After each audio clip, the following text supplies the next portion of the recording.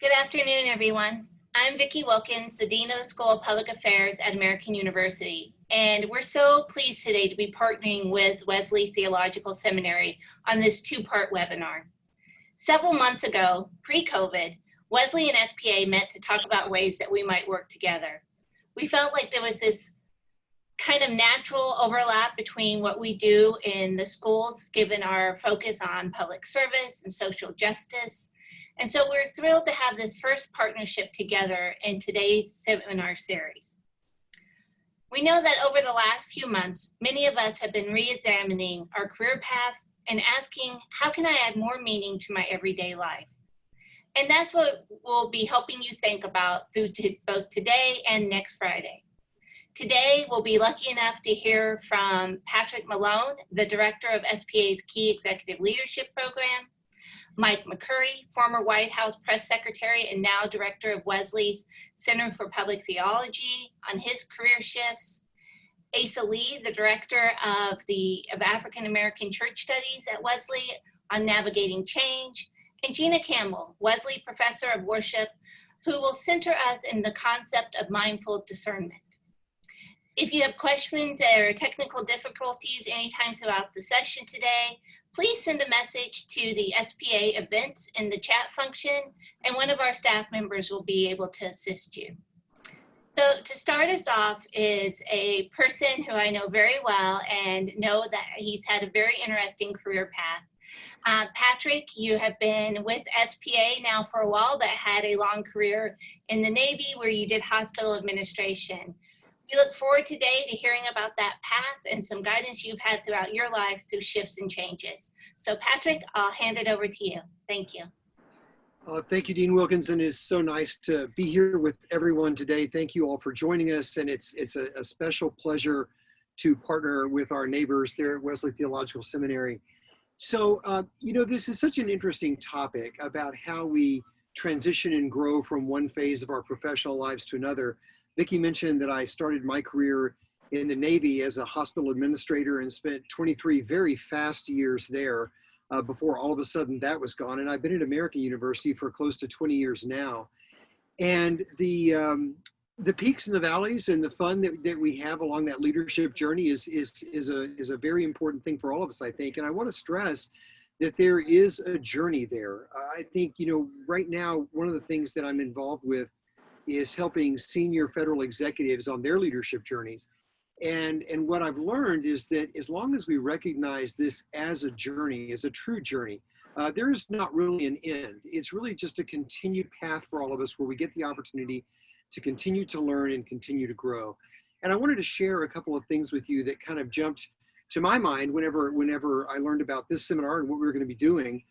The first one is in terms of leadership.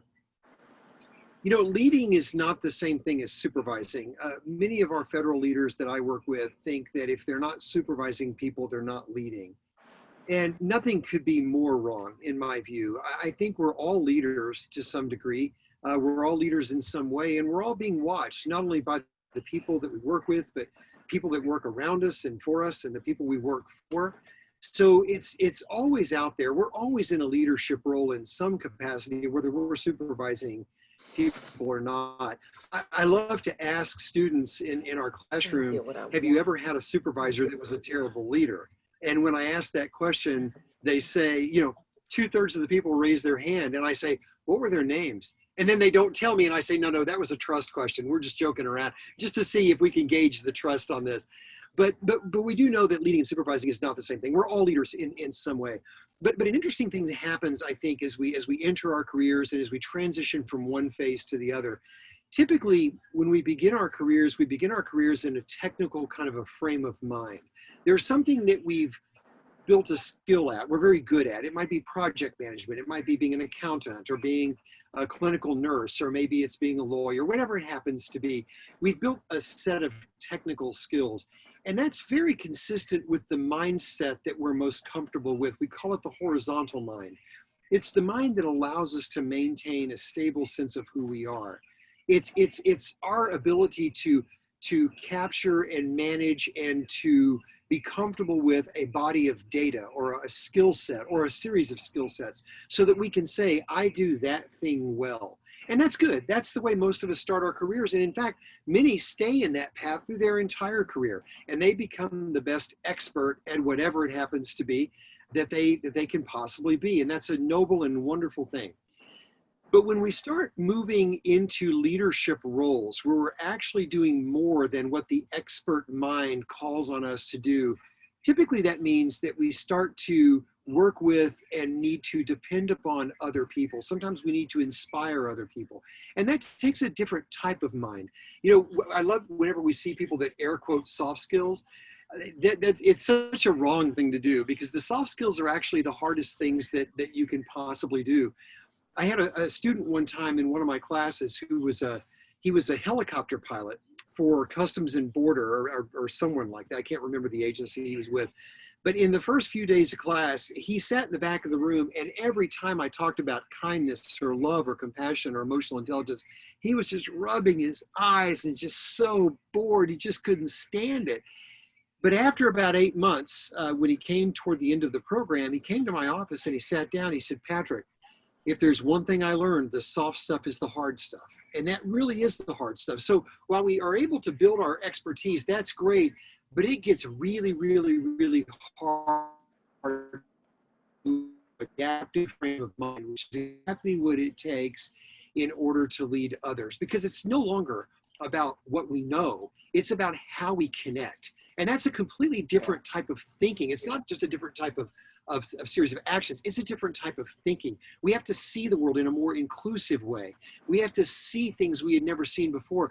I often talk about taking a third person and a fourth person perspective on situations.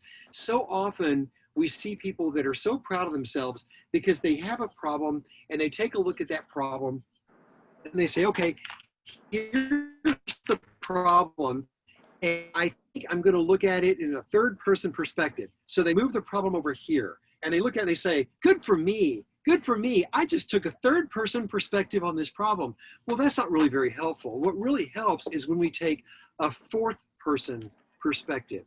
And a fourth person perspective is when we see ourselves seeing the problem, or when we see ourselves seeing the challenge. And that's what leaders do. Leaders look through their own biases. They recognize them, they embrace them, they understand they're there, and then they act accordingly. And when we're able to do that, we're now able to move from that technical mind, the professional expertise that we all come in with, into a more adaptive frame of mind, which is what allows us to lead others. It's almost a feeling of letting go. There's these, I think they're called Maroshka dolls. They're like nested dolls where, you know, one fits inside the other. We see them around the holidays pretty often. And it almost feels like a loss of self, that we're actually moving from one place to the next. And we are truly transcending into a higher level of thinking and a higher level of being, but we're not losing our original selves. Our original selves are still there. We're just growing beyond.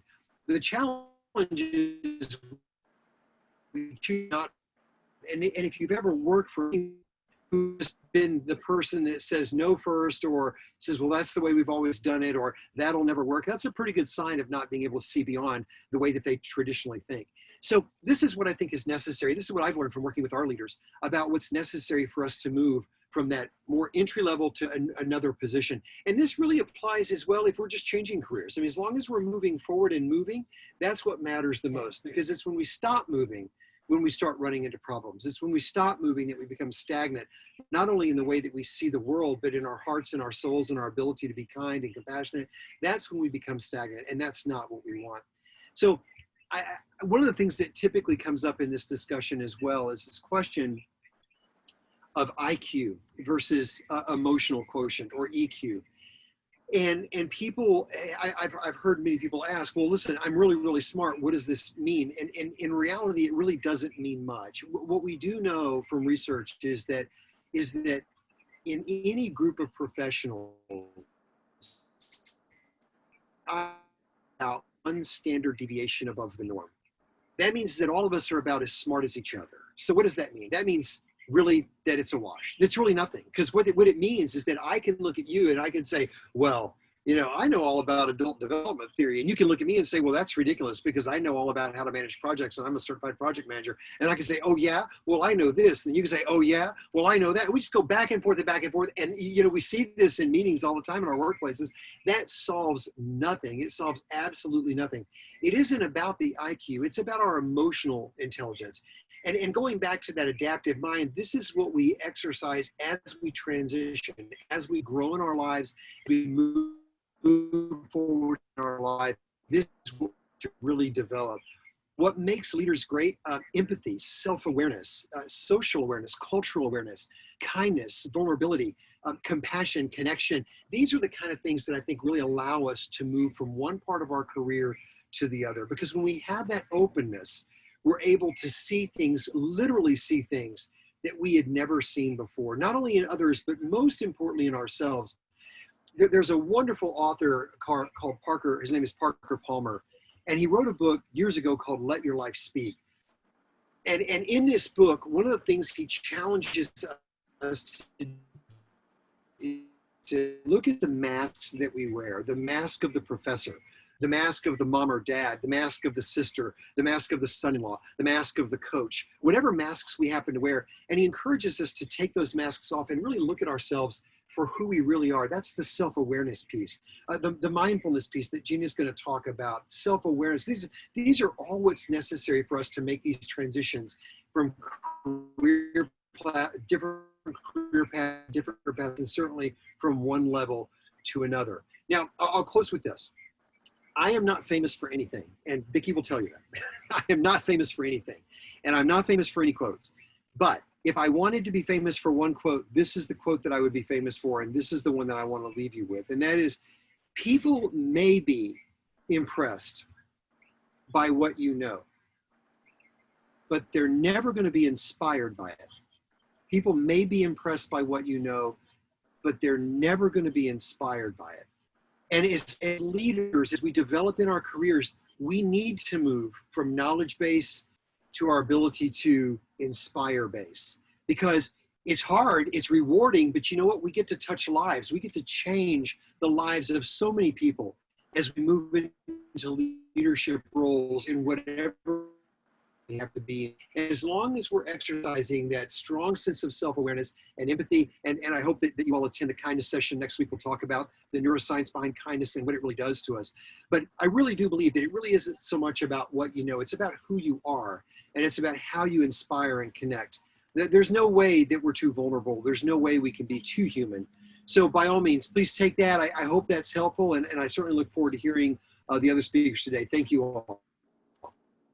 Thank you, Patrick. I appreciate your words. And you're famous with us here in SPA, but thank you. And now I'm going to turn to the sharing from Asa Lee on issues of change. So next up is Asa. Thanks. Thank you, Vicki. And thank you, Patrick, for that. My name is Asa Lee, and I serve as the Vice President for Campus Administration and Associate Dean at Wesley. I also direct the African American Church Studies program. And I want to talk about something that typical change leaders don't like, and that is change and navigating change. This is a confession of mine. In most of my career as a minister and an educator, I have served in roles that have made me the change agent. I'm the one that comes in and surveys the situation and then being able to try to then dissect what's happening and what needs to shift. But my confession is, I don't like change. I don't like when it happens to me.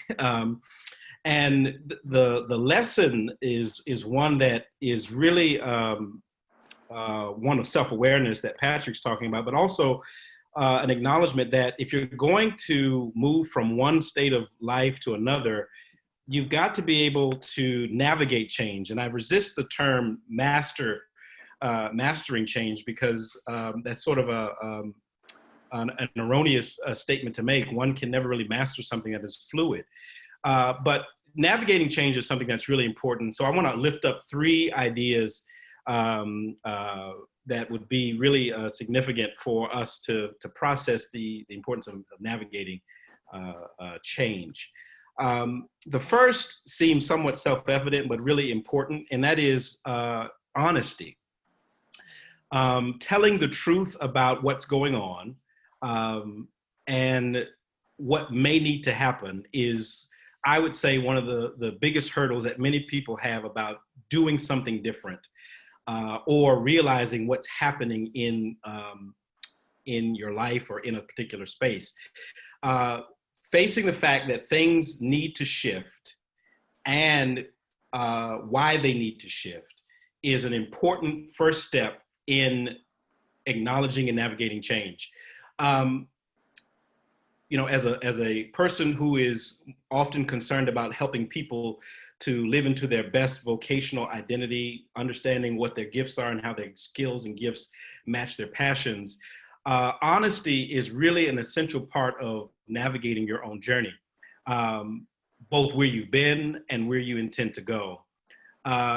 There are some cases in which telling the truth about a situation, being honest, creates its own change. And I think that there's a way in which viewing our national conversations around race is an important way to see that people are being honest about their experiences, and that level of honesty that has been told for generations, but now in the ways it's being told is generating its own kind of change. But if you want to move, the first thing you've got to do is decide why I need to move and what are the pieces that are causing me to shift in my reality. That's hard work, and that takes time. In some cases, telling the truth means you've got to be able to talk to other people, whether that's a therapist, a priest, a pastor, close friends. But telling the truth about your reality, I don't like my job, or, I'm not being honored in my gifts, or I'm wanting to make a greater difference, and this is not the fate. All of those things go into that first wheelhouse of being honest about the change that you need and the change that's happening to you. The second sort of dovetails that. So honesty is the first in navigating change. The second aspect of this is understanding your giftings and your skills.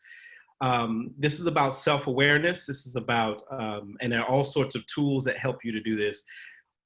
I tend to tell students and colleagues and others who I help to lead change that before you take some 360 leadership survey and before you do some detailed coaching seminar, it's good for you to do the introspective work on yourself.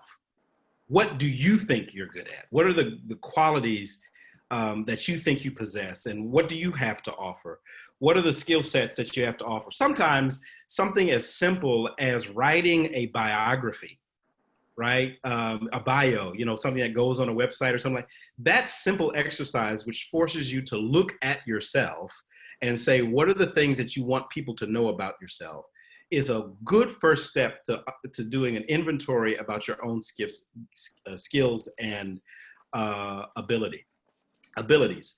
And there's an important piece to that, and that is our growth and our learning. And this comes from a German educational theorist, Uri Bronfenbrenner, who was known to be the thinker behind starting Head Start as a concept.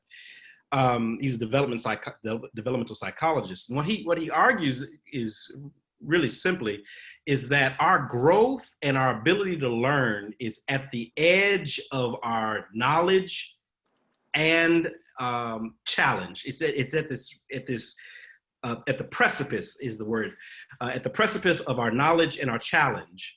That is what we're competent in, and that what we're not able to, what we don't know, what scares us, right? That's where our greatest growth happens.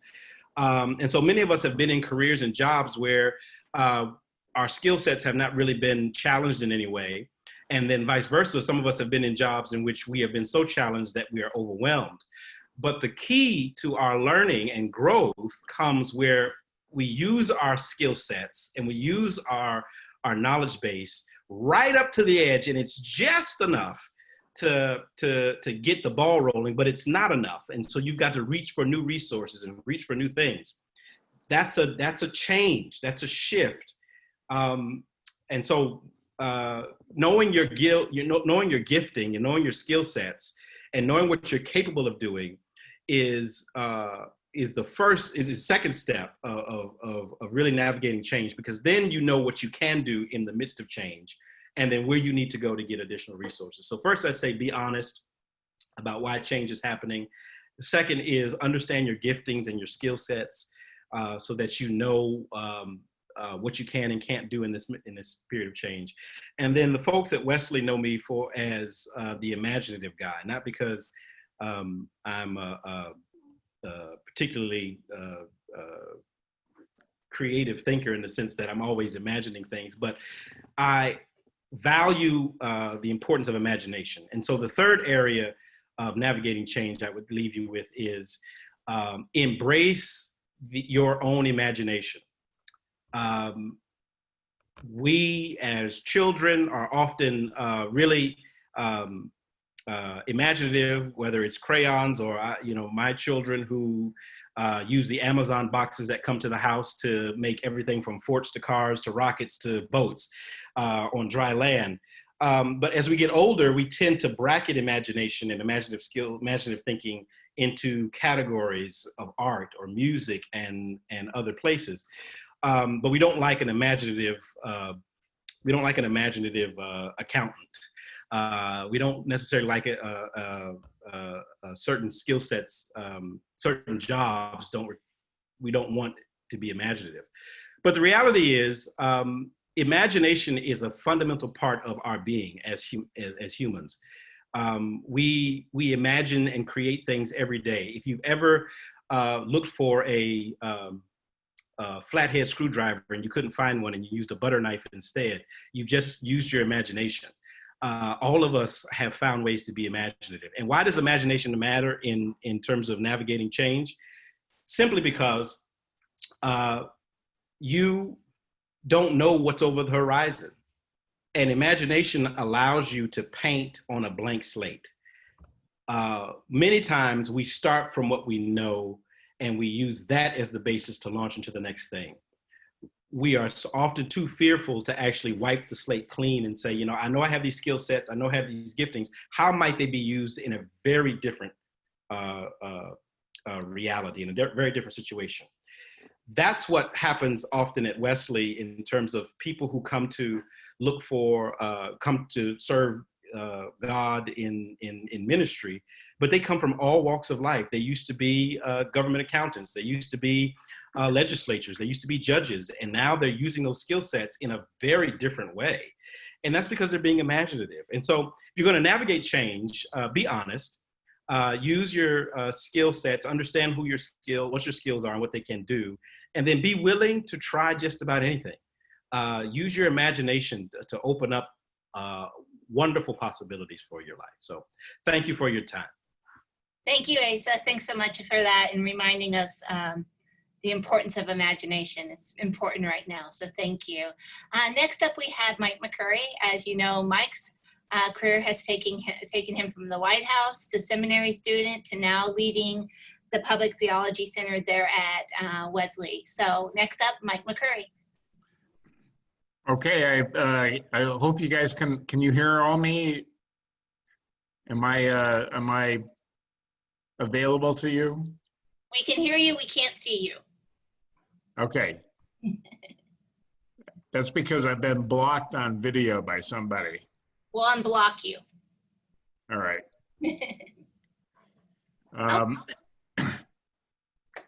Well, it's good to be with all of you. I'm sorry I'm late. I've had technical difficulties here because we've had some internet outage here. But anyhow, I just would tell a quick story about how I got involved in being at Wesley Seminary and what I'm doing now. When I worked in the White House, worked in politics for about 35 years. And when I left the White House, my senior pastor at Wesley's at St. Paul's United Methodist Church said, "Well, we're so glad you're done at the White House because now we have a real job for you." And I said, "Well, what's that?" And he said, "It's teaching becoming the superintendent of the Sunday school." and teaching in Sunday school, which of course I had absolutely no idea what I was supposed to do with that. But that led me to kind of want to get more in, get a little bit more acquainted with what I should be doing in theological education, which is how I got to Wesley Seminary, which is how I started taking courses there, and so on and so forth. But the transition and the willingness to move from one career to a next career is, I think, something that's very, very important, particularly for people as they get older in life and want to think about what their second career is going to be. And that was really my transition. I went from working a lot in politics and working at the White House and doing a lot of stuff in politics to really wanting to become more engaged in my church and wanting to become more interested in what theology brings to the life in the public square. So that's my basic change that happened in my career. And I look back on it now and I think it really was something that was remarkably important to me, because it really opened up a whole different world that I had not really thought about that much. I went to church a lot, when I went to church when I was working at the White House, but people basically left me alone and did not pester me about what's going on, what's the latest about Monica Lewinsky, things like that.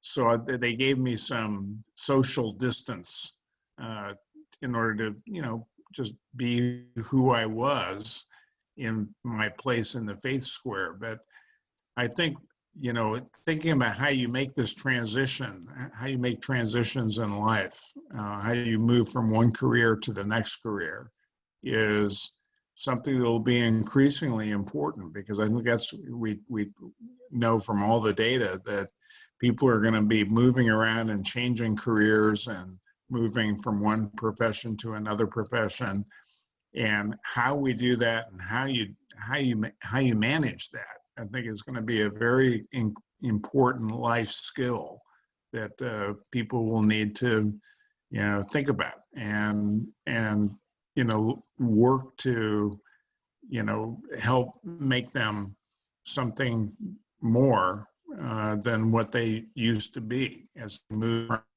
something to the next thing. There are many stories I could tell. I could tell you, I have a lot of anecdotes, but I think that the important thing is about transitions in life and how you manage them and how you make them work towards something that is really an ultimate life goal, and how you define that and how you put that into some perspective and how you really think about it. That's really a very, very critical thing that I think all of us need to work on more.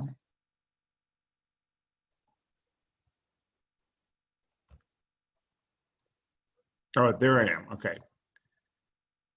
You turn my video on so that you can see my Golden Gate Bridge background. Perfect.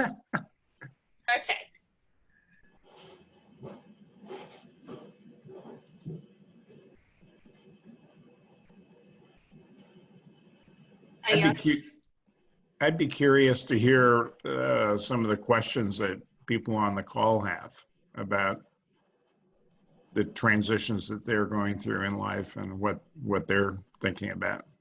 Yeah, I think we're going to go to Gina right now for a mindfulness exercise, and then I think we're going to come back and take questions. So that's a perfect prompt. Thanks for sharing with us, and thanks for dealing with the technical difficulties. I know the weather right now is kind of spotty throughout BC, so I think that's happening. But yeah, well, let's have Gina join us and share, and then we'll come back around and take some questions. Thanks. Thank you so much. And what I want to offer in my time here is a little opportunity to take some of what you've heard and locate it somehow in yourself. So I'm hoping if you're on the the webinar that you have a piece of paper and something to write with handy, because we're going to do a little exercise. What I'm going to be talking about comes out of my own experience of transition, working in New York after 9/11, and really having what in theological language we would call a crisis of faith. Not quite feeling adequate to, in my own prayer and life, to respond to the situation. So I didn't really change vocation as much as I had a sense of needing to be more deeply in my own life and in my own prayer and in my own vocation, and to be clearer about what I thought I was about in my life and in my work. I had been very busy doing things and doing very well, but there was something about my being that was feeling seriously undernourished and inadequate to what I wanted to do as I moved into my 40s and 50s and 60s. So one of the things, I worked for a long time with a neuropsychologist. I still work with him, Angelo Balea, and he helped me learn that our brains want to help us. And yet we have to clear a space to be able to hear and listen to what our brain is offering us. And from a brain perspective, how I understand it, I'm a neuropsychologist, I'm a theologian, change begins with intention. What do we want to see and what do we want to be in our lives? What do we want to do with our daily living? What do we want to do with our work? What do we want to choose? What do we want to act? And in order to live into our intention, we have to pay attention to the hints, the whisperings, the glimpses, the glimmers, and lots of times it's like, I don't know what that was, but it seems important. I don't know what that was, but it seems interesting. And to learn to pay attention to what seems to be presenting itself towards our intent, and to capture those little moments, even if we don't know what they mean, to capture them, to mark them somehow, to hold on to them, and continue to pay attention. So Dr. Balea gave me this little phrase, we practice forward in order to capture change. That was so useful to me to think about change as something we pull into ourselves, that our brain is already helping us access, and we don't have to effort it into being. I spend enough of my time efforting things into being. The idea that by paying attention, by having intention, the change that I'm seeking, I could somehow pull into myself, became really, really a powerful way for me to stand in my life. Now, there are lots of practices, there's lots of modalities for learning to attend. Breath, imagery, meditation, prayer. I want to speak today about handwriting, and I want to invite you into an experience of handwriting as a way to get clear about intention and as a way to get clear about the things we're trying to hold on to that come into our attention.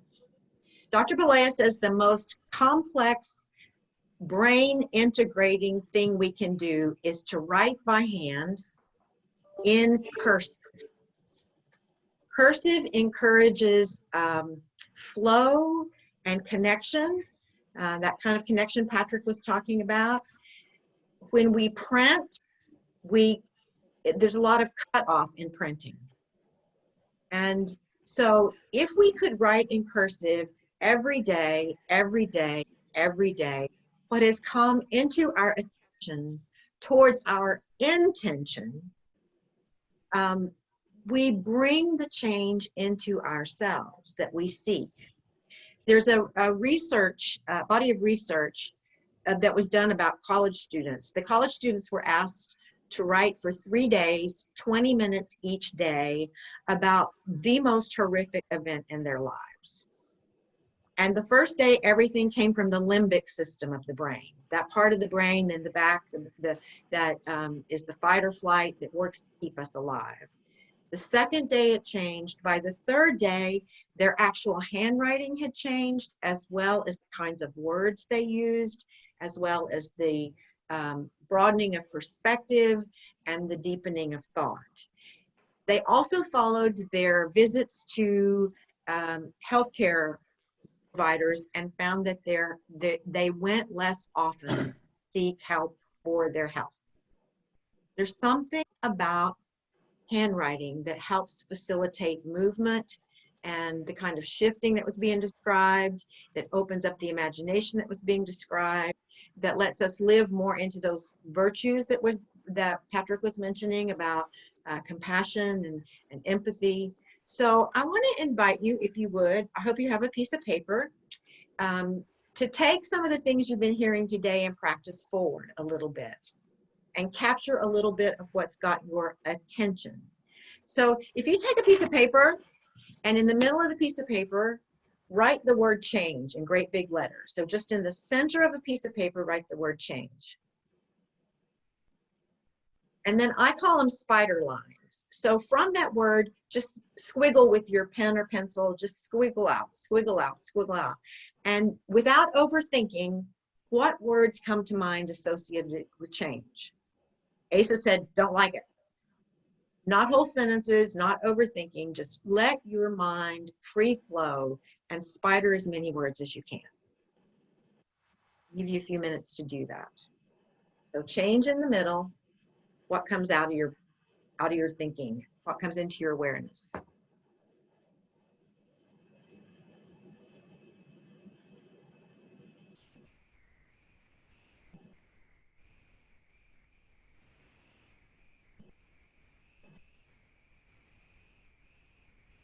And you can deepen your reflection if little symbols come into mind, if you want to draw little pictures, if little images come into mind.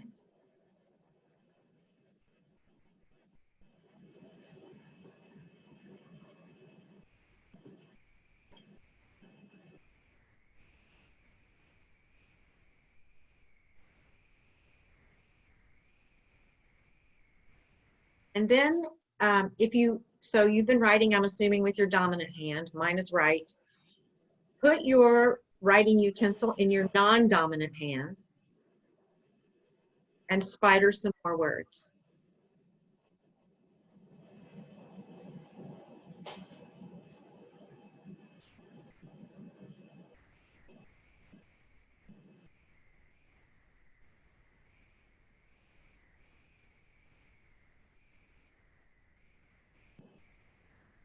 And just notice what you notice. One of the things this exercise does is so your right hand goes to your left brain, your left hand goes to your right brain. It invites more fullness of the brain to be present in your reaction to a word, which is an experience that we're talking about, an experience. And now one more little exercise and then I'll be finished. I don't know how many of you know Julia Cameron, who is the author of The Artist's Way and a number of other books. She is an author and a writer. One day, I spent an entire day at Washington National Cathedral in a workshop with her where she had us all day long simply write lists of 10. And she would give us a heading and we would write 10 things. And she would give us a heading and we would write 10 things. It was the most exhausting day of my life and the most freeing day of my life. Because just in the continual going back into yourself and responding, there were new things to be discovered. So I'm gonna give you a prompt. So on your paper, if you will number from 1 to 10.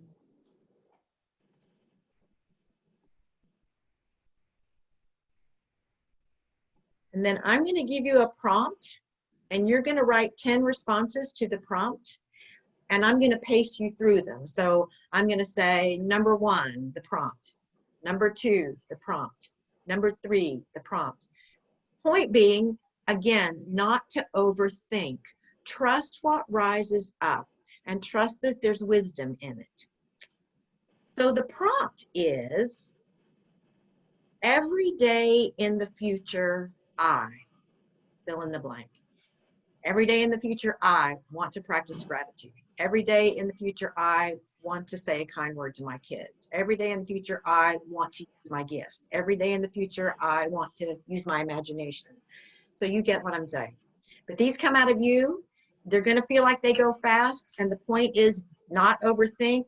Let your brain speak. So number one, every day in the future, I. Number two, every day in the future, I. Number three, every day in the future, I. Number four, every day in the future, I. Number five, every day in the future, I. Number six, every day in the future, I. Number seven, every day in the future, I. Number eight, every day in the future, I. Number nine, every day in the future, I. Number 10, every day in the future, I.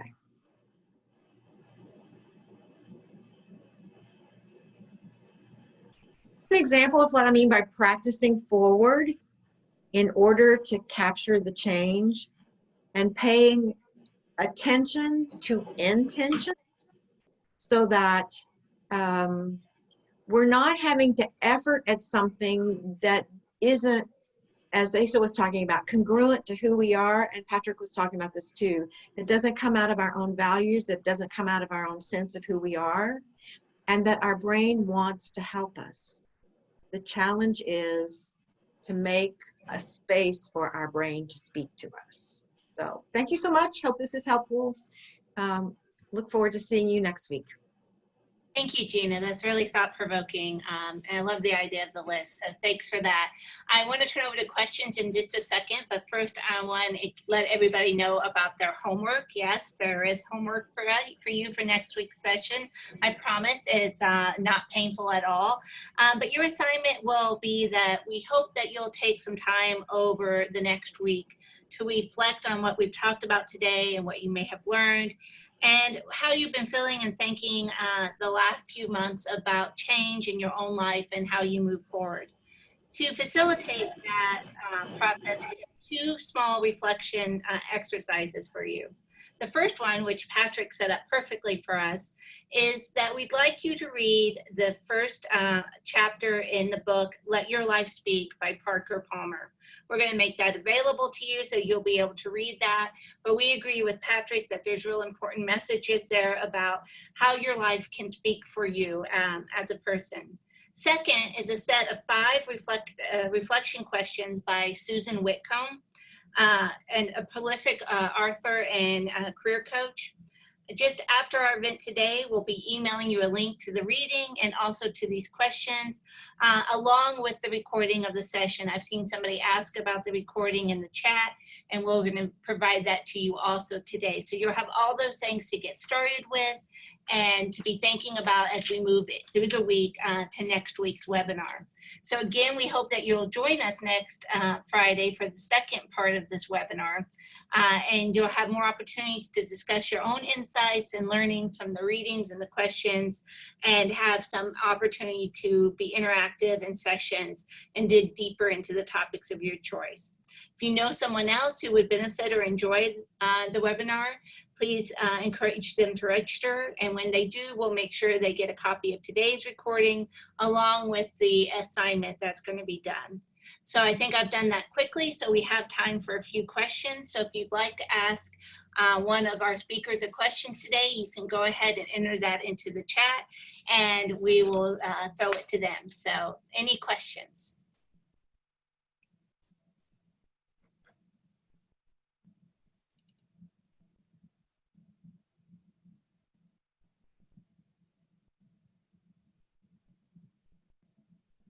not seeing any yet, but I'm going to give it a minute. I know it's hard to type in those questions.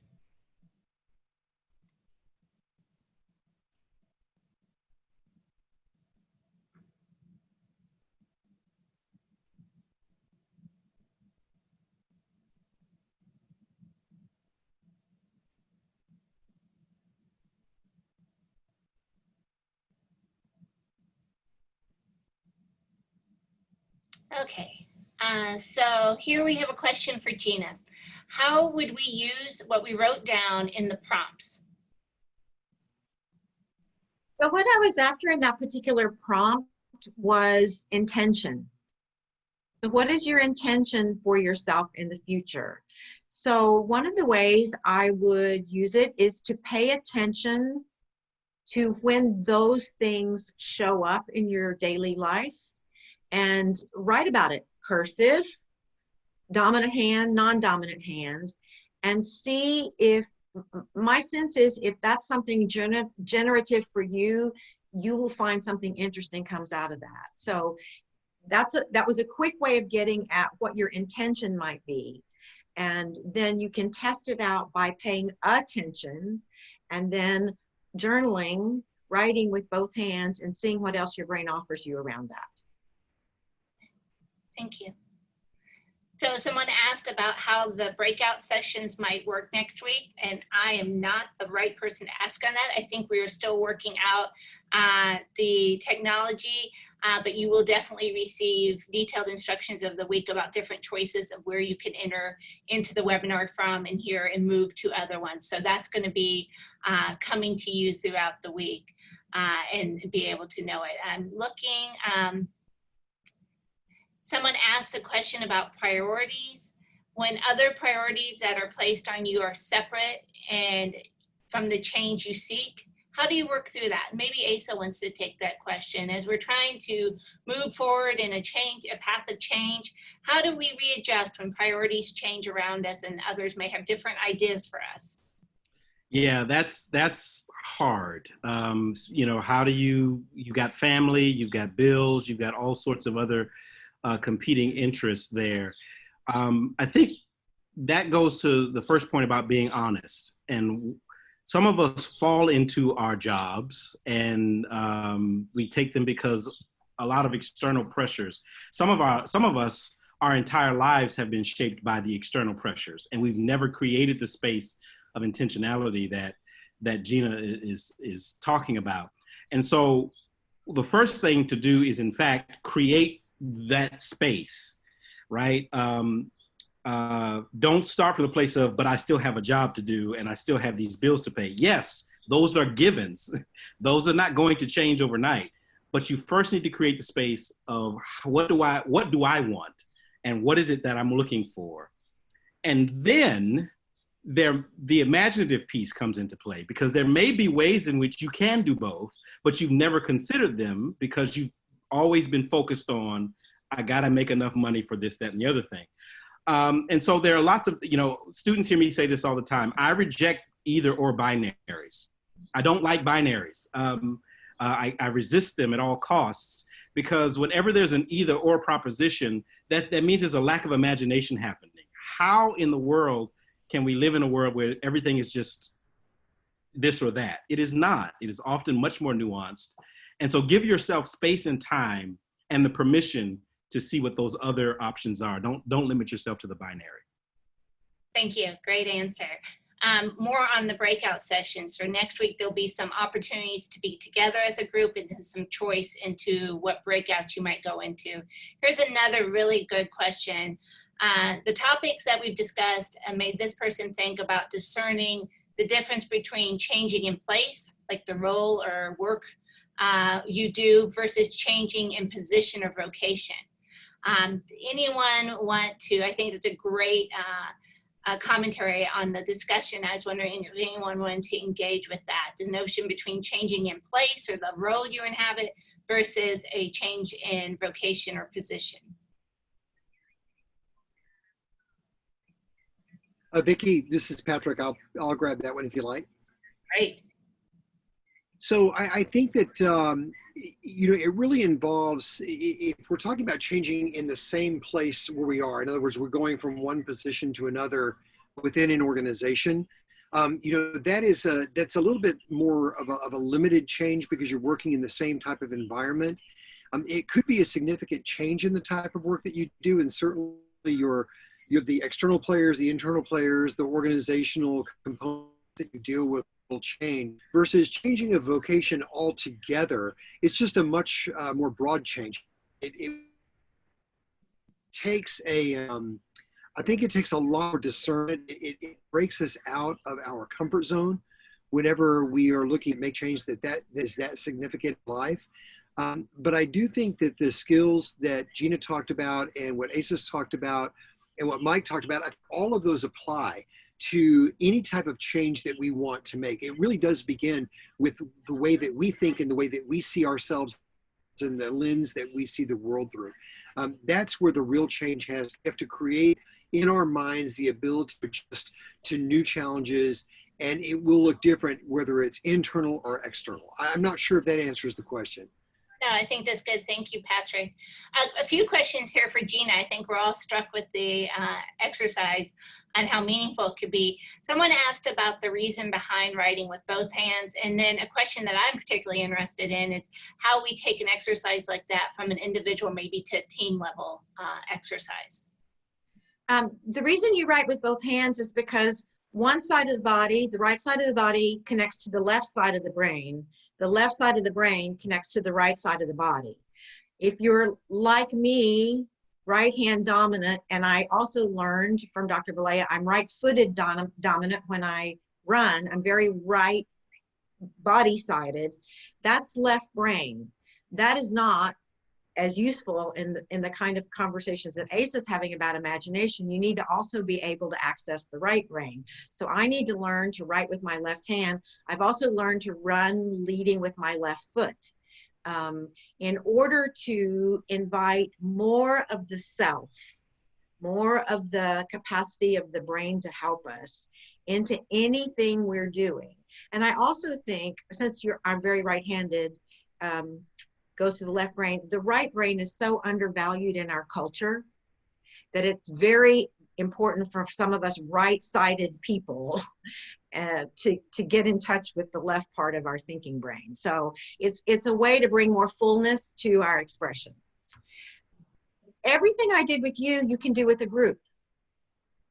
One of the things that happens when you use it with a group, I don't know what happened when you worked with the spider words around the center word, but most people experience when they use their dominant and non-dominant hand, the texture, the flavor, the affect of the words is different. And so they learn what they normally lead with and are surprised by what else they actually know. And for people to get in touch with latent capacities, latent gifts, or maybe you work in a workplace where those gifts aren't normally welcome, but when change is in the air all around and people are looking for more imaginative, flexible leaders, all of a sudden that becomes interesting information. You can always change the prompt to the issue that's before you and see what comes out for people. I find people respond just like you're responding. They find something useful, intriguing, and interesting about being invited to do these exercises, and it changes what you can talk about. Changes what can live in the community conversation. So I hope that helps. That's fantastic. No, I think that's a great idea and something I look forward to using with my team, especially if we could be back together. So, yes. But it does translate across the Zoom, so. Clearly it does make that transition. So I want to thank all of our speakers again. Thank you, Mike. Thank you, Asa. Thank you, Gina. And thank you, Patrick, for being with us here today. And I just want to say thank you to Wesley for joining in this partnership with SPA. I look forward to the things that we can do together. And I just see such a commonality in our values and the experiences we want to give to others. So thank you for that. And thanks to all of you participants. We appreciate you joining us for the webinar and look forward to being in fellowship with you again next week, next Friday afternoon. So thank you. And more to come. More to come, yes. Thanks, everyone. Thank you, everyone.